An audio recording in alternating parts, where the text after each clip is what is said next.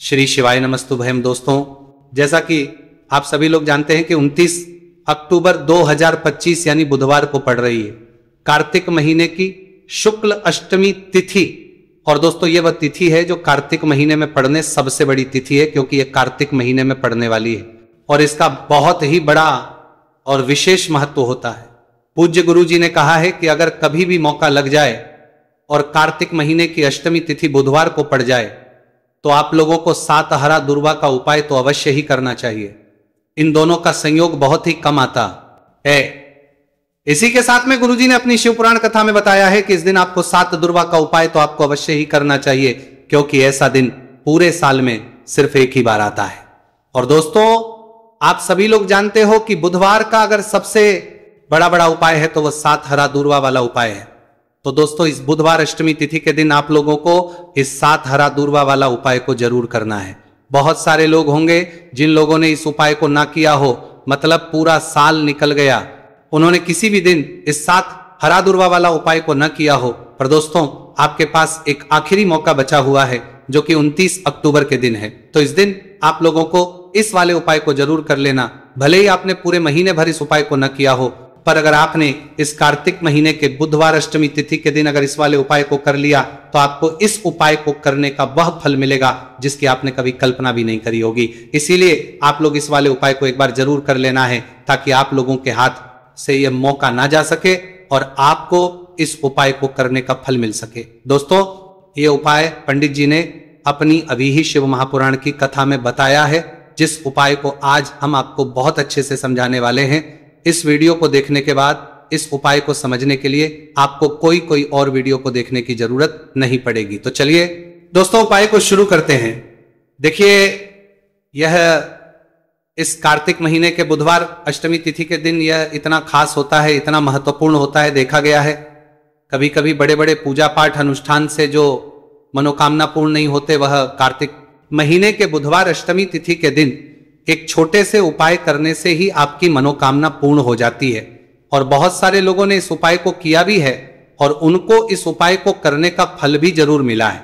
अगर आप लोग भी इस उपाय को करना चाहते हैं तो आप इस उपाय को करना चाहते हैं तो आप इस उपाय को करना चाहते हैं वो पहले अच्छे से समझ लेना, सुन लेना, उसके बाद करना। आपको इस उपाय का फल जरूर ही, और इस उपाय को कर लेने से आपके घर में चाहे किसी भी प्रकार की दुख और समस्या क्यों ना चल रही हो, आपको उसका कारण भी नहीं पता है कि भाई ये समस्या किस कारण से चल रही है। उसका कुछ भी कारण हो सकता है, जैसे इसे पितृदोष हो सकता है या किसी भी तरह का मंगल दोष भी हो सकता है।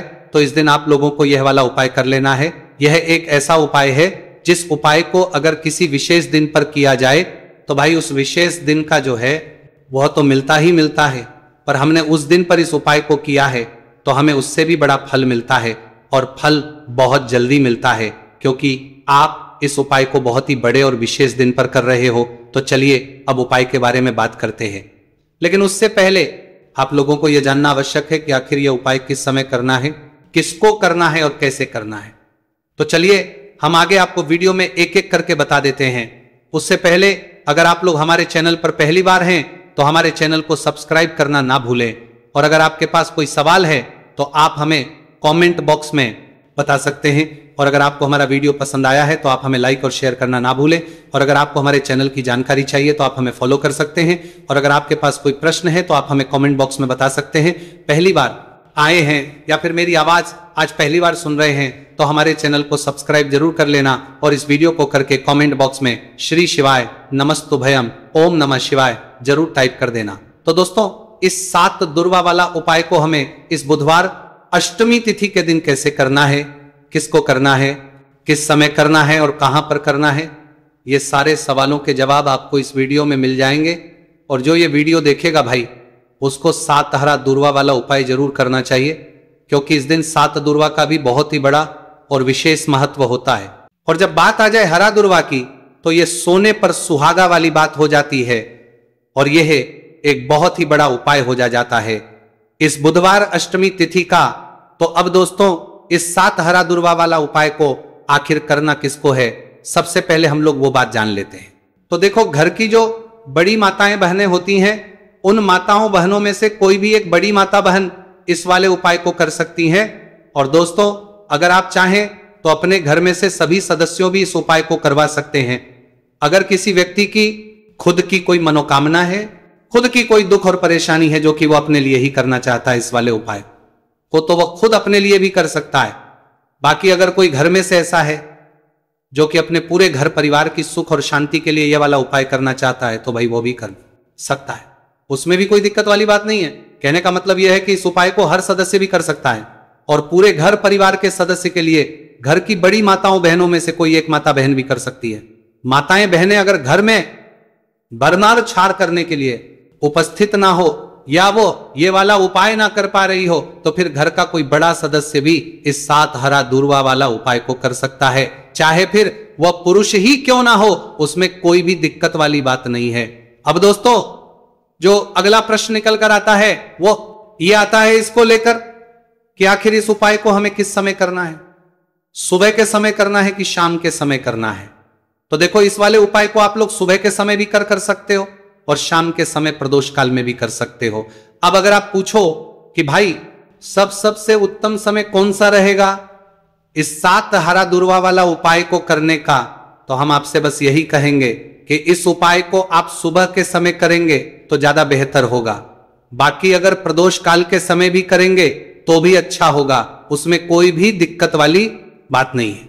तो अब दोस्तों, जो अगली सबसे बड़ी और महत्वपूर्ण बात आती है वह यह आती है कि सुबह अगर हम उपाय को करेंगे तो हमें कितने बजे से लेकर कितने बजे तक के बीच में करना है, और शाम के समय प्रदोष काल में करेंगे तो हमें कितने बजे से लेकर कितने बजे के बीच में करना है। तो देखो, सुबह जितनी जल्दी हो सके आप उपाय को करने की कोशिश करना। बाकी अगर कारणवश लेट भी हो जाओ, थोड़ी देर भी हो जाए, तो 10 या 11 बजे तक भी आप उपाय कर लेना, पर 12 बजे से ज्यादा देरी ना हो, ठीक है, इस बात का ध्यान रखना। उसके बाद में दोस्तों, अगर शाम के समय प्रदोष काल की बात करें, प्रदोष काल का जो समय है होता है वो शाम के 6 बजे से शुरू हो जाता है।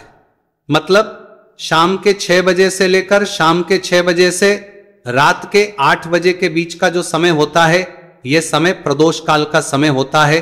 तो इस उपाय को 7 या 8 बजे के बीच में भी कर सकते हो, मैं आप कभी भी इस वाले उपाय को कर सकते हो, उसमें कोई भी दिक्कत वाली बात नहीं है। तो कार्तिक का महीना ही है जो आपको धन दौलत पुण्य दोनों ही देने वाला है। कार्तिक के महीने में तुलसी का पूजन करके, श्री हरि विष्णु से जुड़े हुए कुछ उपाय करके आप अपने जीवन की निर्धनता, धन से जुड़ी समस्याएं, कर्जे से जुड़ी समस्याओं को हमेशा के लिए दूर कर सकते हैं।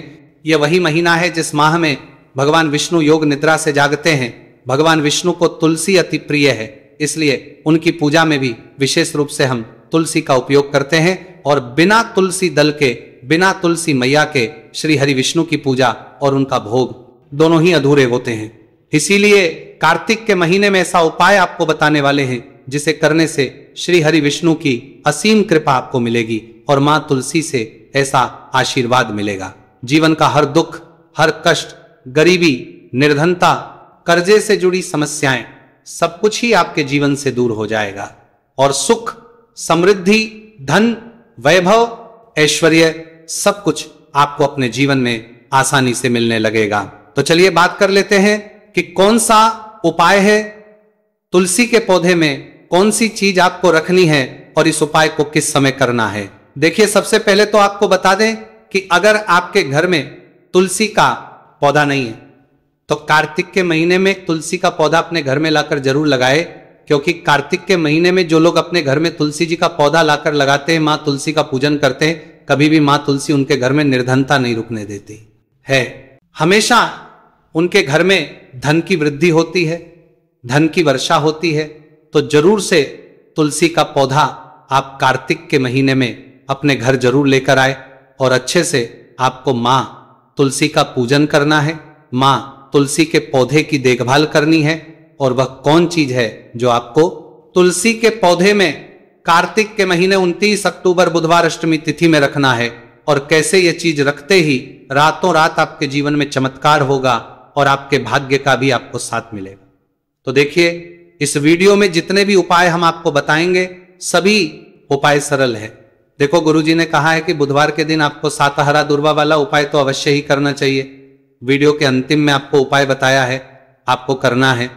देखो, आगे बढ़ने से पहले वीडियो को एक लाइक जरूर करें। देखो, सबसे पहला उपाय, यदि आपके जीवन में कर्जा बहुत अधिक है, आपके जीवन में संकट बहुत अधिक रहते हैं, आपके ऊपर बहुत अधिक विपदा आ रही है, बार बार आपको अपने व्यापार में और अपने धन में हानि देखने को मिल रही है, यानी कि आपको प्रत्येक कार्य में हानि हो रही है, तो आपको ये उपाय करना चाहिए।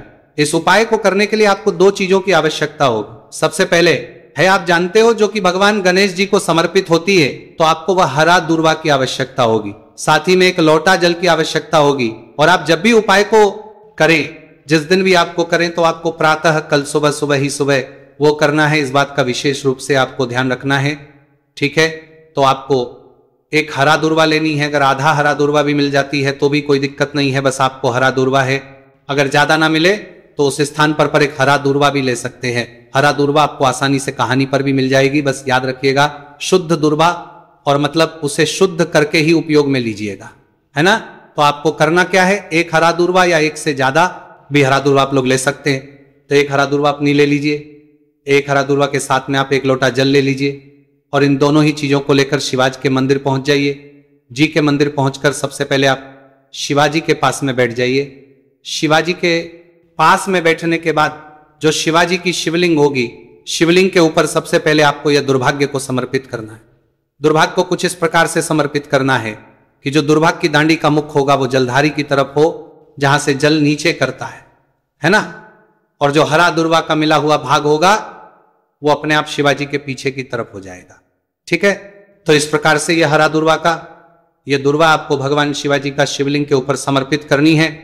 और जो एक लोटा जल आप अपने साथ लेकर आए हैं, इसी दूर के ऊपर भगवान शिवजी के शिवलिंग के ऊपर एक धारा से आपको समर्पित कर देना है, ठीक है। अब यहां पर देखने बात यह है कि यह उपाय इस व्यक्ति को करना है जिस व्यक्ति की नौकरी नहीं लग रही हो, जो व्यक्ति परीक्षा में पास होना चाहता हो, तो इस व्यक्ति को अपने हाथों से इस उपाय करना है, तभी उपाय कम करेगा, ठीक है। उपाय को करने के बाद आपको 3 महीने उपाय आपको कब तक करना है, जब तक कि आपकी नौकरी ना जाए। जब तक आप इस उपाय को नियम के साथ करो, आपकी नौकरी जरूर लगेगी। अब बात करते हैं दूसरे उपाय के बारे में। तो देखिए, दूसरे उपाय जो है, देखिए, इस उपाय के लिए आपको मात्र 1 लौंग का जोड़ा लेना है, यानी कि 2 फूल वाली लौंग लेनी है। साथ में आपको मात्र थोड़ा सा शहद लेना होगा, और इसी के साथ में आपको तांबे के पात्र अंदर शुद्ध जल लेना होगा। अब देखिए, इन सभी सामग्रियों को लेकर के आपको भगवान शिव के मंदिर में पहुंच जाना है। देखिए, ये उपाय आप सुबह से लेकर शाम तक कर सकते हैं। तो वो सबसे पहले तो आपके पास जो 2 फूल वाली लौंग हैं, उन्हें आपको शहद के अंदर अच्छे से डुबो है, यानी कि दोनों लौंग पर आपको अच्छे से शहद का लेपन कर देना है। अब आपको जो आपके पास एक लोटा जल है, सबसे पहले तो उसे शिवलिंग पर धीरे धीरे समर्पित करना है, और श्री शिवाय नमस्तुभयम इसका जाप करते हुए समर्पित कर देना है।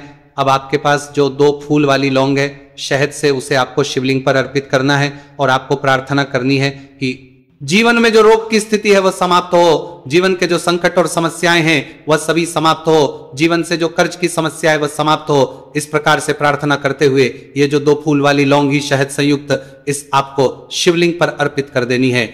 आपकी जो भी समस्या होगी इस बुधवार के दिन अवश्य ही समाप्त हो जाएगी। तो इस प्रकार से आपको पहला उपाय करना है।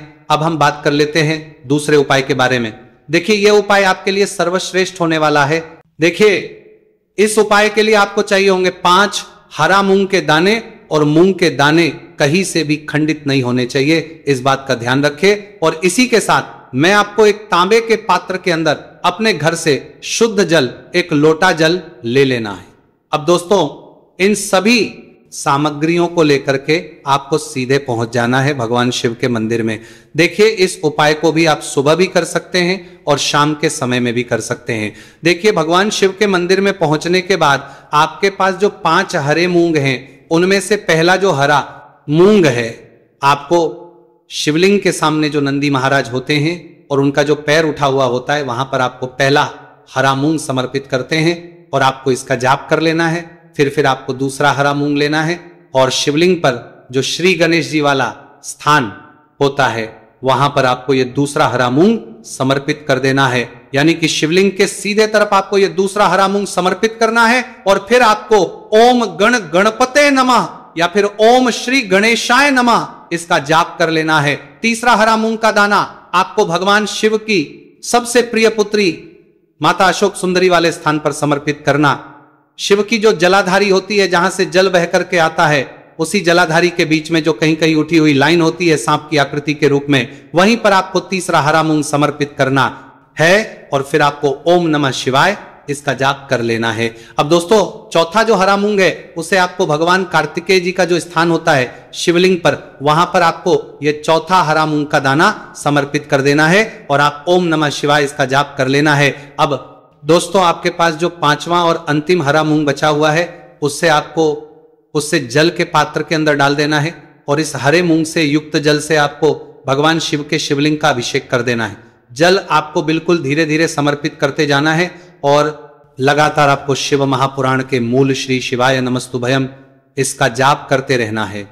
फिर आपको शिवलिंग के आगे बैठकर, यदि आप अपने बच्चों के लिए यह उपाय कर रहे हैं, यदि आप अपने बच्चों की बुद्धि ज्ञान और विवेक के लिए उपाय कर रहे हैं, तो उसके लिए आपको प्रार्थना कर लेनी है।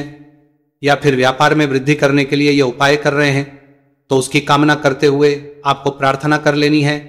या फिर अपनी नौकरी के लिए कर रहे हैं, या फिर अपने इंटरव्यू के लिए, या फिर धन की प्राप्ति के लिए कर रहे हैं, जिस भी कामना के लिए आप उपाय कर रहे हैं उसे परिपूर्ण करने के आपको महादेव से प्रार्थना कर लेनी है और फिर आपको वापस अपने घर आ जाना है। पूज्य गुरु जी ने कहा है कि जो भी व्यक्ति इस उपाय को कर लेता है तो यकीन मानिए आपके जीवन की जो सारे संकट, कष्ट और बाधाएं ही वह सभी समाप्त होंगे। अब हम बात करते हैं अगले उपाय की। इस उपाय के लिए आपको एक दीपक लेना है। दीपक आप मिट्टी का भी ले सकते हैं और शुद्ध आटा मढ़कर उसका दीपक भी आप तैयार कर सकते हैं। अंदर गोल बाती का प्रयोग करना है और दीपक के अंदर आपको शुद्ध घी का प्रयोग करना है। इसी के साथ में आपको मात्र एक फूल वाली लौंग लेनी होगी। अब ये एक दीपक और एक फूल वाली लौंग लेकर के सीधा आपको पहुंचना होगा बरगद के वृक्ष के वहां पर। देखिए, सबसे पहले तो आपके पास जो एक फूल वाली लौंग है उससे आपको बरगद के वृक्ष की जड़ में समर्पित करना है। देखिए, अगर आपके जीवन में कोई भी बड़ा संकट आने वाला है, कोई बड़ा कष्ट आने वाला, तो वह इस उपाय के माध्यम से दूर होने वाला है। महादेव की विशेष कृपा रहेगी कि जो भी संकट आपके जीवन में आने वाला होगा वो भी दूर हो जाएगा। तो आपको एक लौंग समर्पित करनी है बरगद के वृक्ष की जड़ में और वहीं पर आपको जो है गोलबाती वाला दीपक जो आप लेकर के गए हैं उससे भी वहां पर प्रज्वलित कर देना है। बटकेश्वर महादेव का स्मरण करते हुए देखिए, जब भी आपको जीवन में इस साल लगने लगे कि आपके जीवन में कुछ भी अच्छा नहीं चल रहा है, तब भी आपको इस बात से उपाय करना है। तो इस प्रकार से आपको यह उपाय करना है। अब हम जान लेते हैं चौथे विशेष उपाय के बारे में। देखें, यदि आपके विवाह में, शादी में कोई भी समस्या आ रही है, यदि आपका जो कर्ज है वह दिन पर दिन बढ़ते ही जा रहा है, तो आपको यह चमत्कारी उपाय करना चाहिए। कोई भी समस्या अगर जीवन में है तो उसे दूर करने के लिए आपको उपाय करना चाहिए। मंगल दोष से जुड़ी हुई समस्या भी है तब आपको यह उपाय करना चाहिए। देखिए, इस उपाय के लिए आपको एक तांबे के पात्र के अंदर अपने घर से शुद्ध जल लेना है और इसी के साथ में आपको एक चुटकी लाल चंदन लेना होगा। अब आपको क्या करना है कि जो लाल चंदन आपने लिया है उसे आपको उससे जल के पात्र के अंदर डाल देना है और यह जल जो है आपको लाल चंदन से युक्त तैयार कर लेना है और यह लाल चंदन से युक्त जल आपको भगवान शिव के मंदिर में लेकर के पहुंचना है। लेकिन उपाय भी आप सुबह से लेकर के शाम तक कर सकते हैं। अब दोस्तों, ये जो लाल चंदन से युक्त जल है इससे आपको भगवान शिव के शिवलिंग पर धीरे धीरे अर्पित कर देना है और आपको लगातार श्री शिवाय नमस्तुभयम इसका जाप करते रहना है। देखिए, यदि आपके जीवन में विवाह से युद्ध समस्या चल रही है तो आपको मंगलेश्वर महादेव का स्मरण करना है और जीवन में अधिक कर्ज की समस्या है तो आपको आर्यन मुक्तेश्वर महादेव का स्मरण करना है। देखना, एक दिन आपकी सब तरह की समस्या जल्दी ही समाप्त हो जाएगी। तो इस प्रकार से आपको यह चौथा उपाय करना है। अब हम जान लेते हैं। तो दोस्तों,